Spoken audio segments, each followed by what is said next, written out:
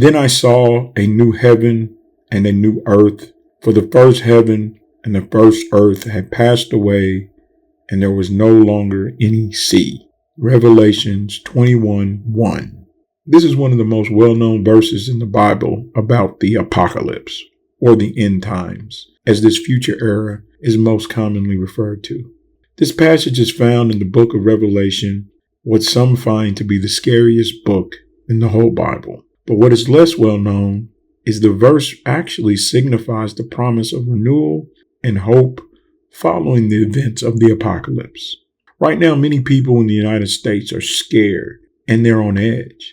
Some are hopeful and energized, but we all have a deep sense within us of a changing tide in our culture.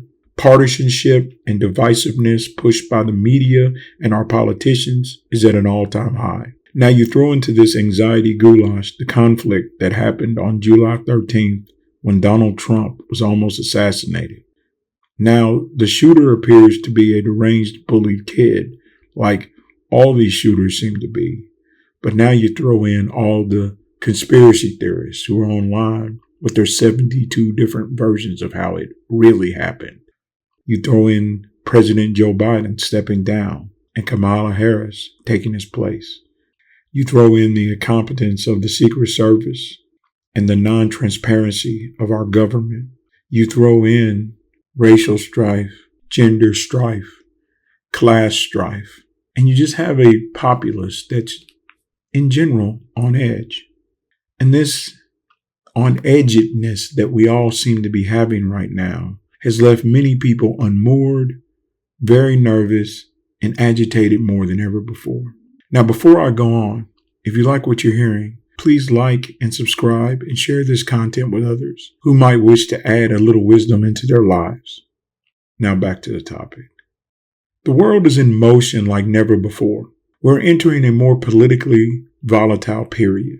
America seems to be going through its centennial political realignment. And this is all driven by changing technology, changing demographic, and changing values. Americans are switching up their political affiliation, and the emergence of divisive figures like Donald Trump and Kamala Harris are a huge part of this. Wokeism, fear, conservative populism, and cultural strife are all inevitable forces of human evolution, because every so often we humans, we recalibrate ourselves, our families, our cultures, and ultimately our societies. Now, there's a book that everyone's talking about, written by two guys, one guy named William Strauss and another guy named Neil Howe. This book is called The Fourth Turning. It discusses cyclical patterns in American history and predicts the cycles of societal upheaval and transformation.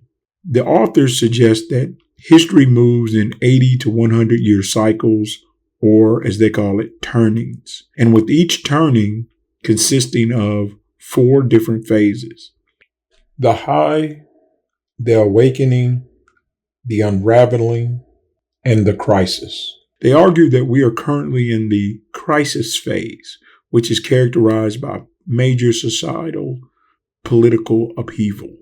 The book also explores the generational dynamics that drives these cycles and offers insights into how individuals and societies can learn to navigate through these difficult and trying times of crisis. But the book has its critics, and some of the criticisms of the book call it oversimplified generational theory. Some critics argue that the authors have vastly oversimplified complex generational dynamics by dividing history into cyclical patterns based on these generational archetypes that they've made up. They say the book lacks empirical evidence, predictive accuracy, and is filled with political bias. Even with all that said, why does it feel like we are living through a changing era? Could it be we're in the age of an apocalypse?